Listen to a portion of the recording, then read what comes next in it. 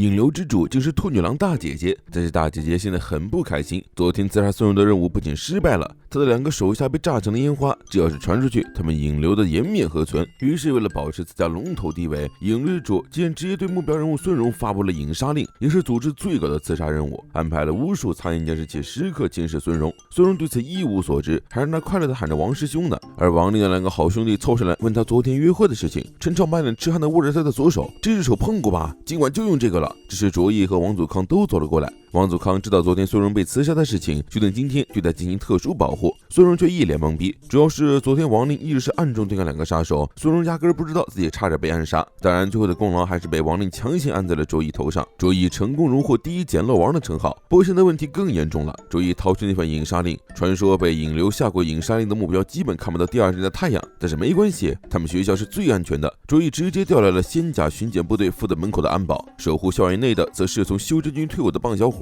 论杂耍，一个比一个厉害。教学楼里就更离谱了，一群光头保镖夹道欢迎他们，这些都是孙荣的父亲安排的，每一个都是金丹期以上的强者。孙荣今天只需要待在被卓毅亲自布置了结义的王祖康办公室就行。卓毅自信地表示，这里固若金汤，就连一只苍蝇也别想飞。话音还没说完，一只苍蝇就在他头顶盘旋，大概这已经昭示着什么了吧。除此之外，卓毅连空战都考虑到了，特地请来7星特工队进行空中防御和监控。殊不知这些小儿科在引流之主眼中无异于大漏勺，所谓的仙甲巡检靠区区土遁术就能破解，那些退役大小伙这会儿还忙着杂耍呢，被猴毛拿着尖叫鸡就能全部解决。此人乃是狼头座老3徐峰，引流金丹后期红段高手。搞定庭院里的安保后，老3通知了狼头座老2，结果老2提醒他已经被发现了。老2注意到了上面的摄像头，迅速把尖叫鸡砸了过去。卓毅和王祖康不以为意，安慰办公室的学生们不用担心，只要待在这里就是最安全的。一回头，4个人都忙着玩手机呢。王令他们3兄弟都是陪孙荣留在这里的。虽然现在的情况是孙荣向王令保证自己一定会保护他，王祖康斜着眼看他们俩发了条群消息，秀恩爱我不管，诸位请注意保密。殊不知走廊的光头宝宝已经被毒物给干懵了。这个手握震天锤的妹妹就是狼头族的老2徐颖，是个用毒的高手。自己轻轻松松闯入走廊后，把闻讯赶来的仙甲巡检部队全推给了老3，刚准备向王祖康办公室警发，就迎面射过来一枚子弹。得亏老3反应快，一个后空翻躲了过去。站他面前的赫然是王祖康，掌控全局引流之主一看2大高手之一已经被引诱出来一个了，立刻安排狼头族老大徐健暗度陈仓。徐健最擅长隐匿身形，他手握巨锤已经在楼顶蓄力多时了。7星特工队路过那么多次都毫无察觉，只要他这把巨锤蓄力完毕，就可以直接把下面一层楼的封印砸开，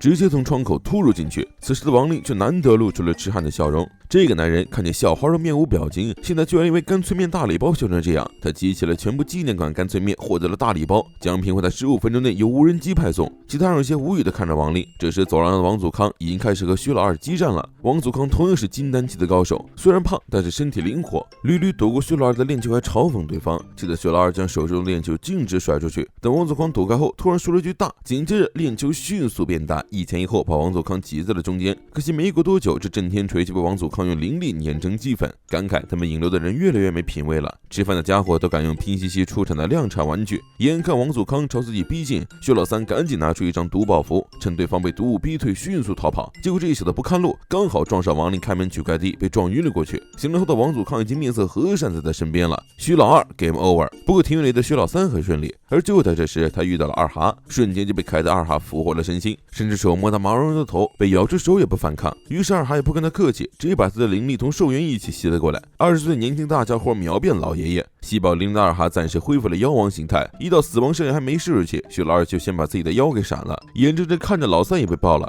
徐大锤这会儿慌得不行，可他大锤还没蓄能完毕呢。徐大锤安慰自己，反正没人能识破这的伪装。下一秒王令就从身后走过来，并说了一句原来你在这里，然后就下楼拿自己大礼包去了。徐大锤觉得刚才的话应该不是对自己说的，结果王令回来又经过他的身后，说的就是你们的暗杀计划已经失败了。没想到话音刚落，徐大锤就蓄能完成，现在才不管什么暗杀计划组织任务，只想把这个能看见自己的小子给弄死。挥着好不容易蓄能完的大锤朝王令砸了过去，刹那间双方解除爆发了几乎毁天灭地的能量，但众所周知这只是以卵击石罢了。徐大锤的大锤完了，隐身术也跟着失效，引流三兄弟这次全军覆没。当然功劳还是被纹身改来的主意给捡了。王林自己的倒地装死，不知内情的孙荣非常担心自己的心上人，直接找来最优秀的专家和最珍贵的药材，并且为王林打造了专门的医疗舱，全天候随时冲药浴。他妈都看不下去了，就在明天回学校。结果孙荣和陈超、郭浩竟然都过来探病了，王林只能继续装下去。郭浩给王林介绍了自己的灵宠二蛋，这只会说话的鹦鹉一见王林就喊大骆驼。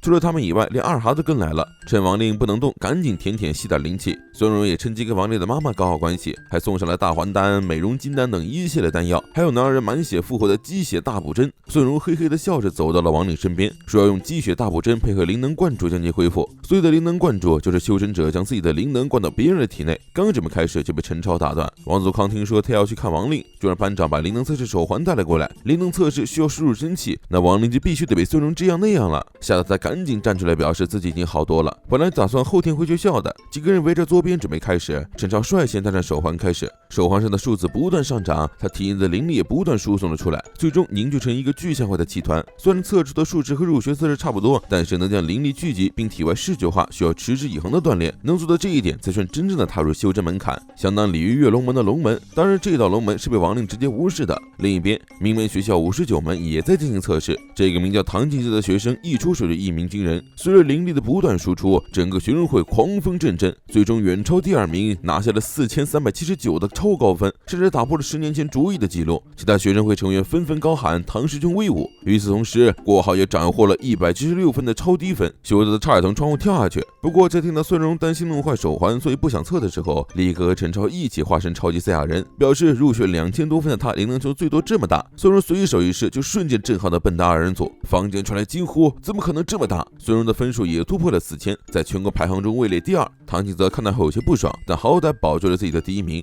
这时王令也戴上了手环，准备随便释放一点点灵力蒙混过去。他是随便一放，把旁边哥几个差点震碎，最后还灵力溢出，把手环给弄坏了。多出的灵力，王令赶紧把它转移到地球之外，直接搞出一个新的星球。而这的分数竟然显示是诺瓦，排名则超过唐静泽，拿下了第一名。唐静泽那边的人一脸懵逼的看着排行榜，只当是系统出故障了。此时最慌的还是王令自己，他已经这么多年没有高调过了，生怕麻烦会找上门来。结束后，王令把他们送出家门，听郭浩嫌自己成绩差，想入侵系统改一下，立刻单独找上他，想顺便帮自己也改一下。没想到郭浩还是个黑客，利用黑客技术和修真技能破解密码，结果解出来还是8个星号，气得郭浩把黑客书都给摔了。王令一边直接上前输入了8个星号，好家伙，原来解出的密码就是这个呀！殊不知那边的唐金泽也让自己的小师妹干了同样的事，他主要想看看这个王令的成绩到底是咋回事。小师妹发现王令的成绩无法查询的原因，似乎是灵力做到溢出了。就在这时，他察觉到有另一个人也在入侵系统，而且技术相当不行，这样下去很快就会触碰警报连累他们的。果然没过多久，系统警报就触发了。偏偏这时候郭浩正在看唐金泽的数据，还打算把自家灵宠的名字放上去秀一秀。于是双方一顿操作猛如火，退出来一看，想改的分都没改成，只把唐金泽的名字改成了唐二蛋。刚好几个不服气唐金泽的学生走进来，一看到名字开始乐了。小妹便主动上前替唐师兄解围，告诉那几个人下个月灵剑大会他们应该会遇到60门的这2位朋友。唐金泽却用笃定的语气表示他们一定会遇到这2位朋友的。